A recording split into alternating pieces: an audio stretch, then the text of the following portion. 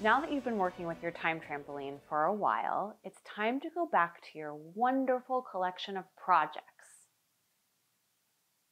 You might be wondering, how do I actually get anything done around here? Well, this is how that happens.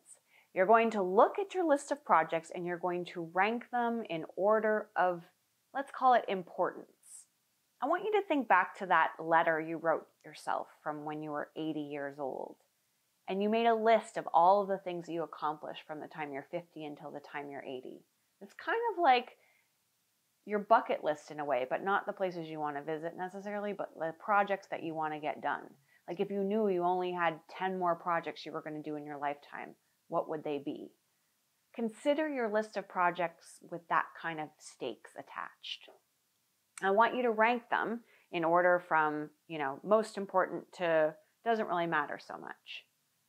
Then I want you to look at them in the same way that we looked at your categories and think about containers that you can create where some of these projects that might be just ideas could be loaded into some of the more important projects or the ones that are higher priority level.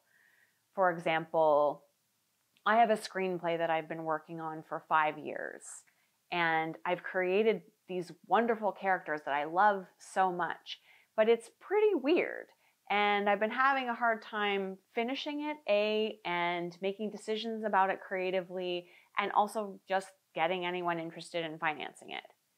Now, I've recently come up with a TV show where I'm seeing that the characters from the screenplay can live in this TV show. So I'm migrating that project into this other project so I can satisfy the feelings I have about not wanting to kill the particular darlings that are in that screenplay, but pushing them into a new project that's more in alignment with what's going on in the entertainment industry right now.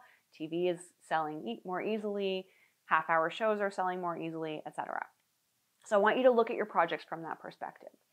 Now that you have your projects listed in order of importance, when you sit down to work in a particular category, you can say, okay, I'm going to first attack that first project in this category. So if I'm sitting down to write, then I'm going to say, well, this TV project is my number 1 on my project list, so that's what I'm going to hit up first.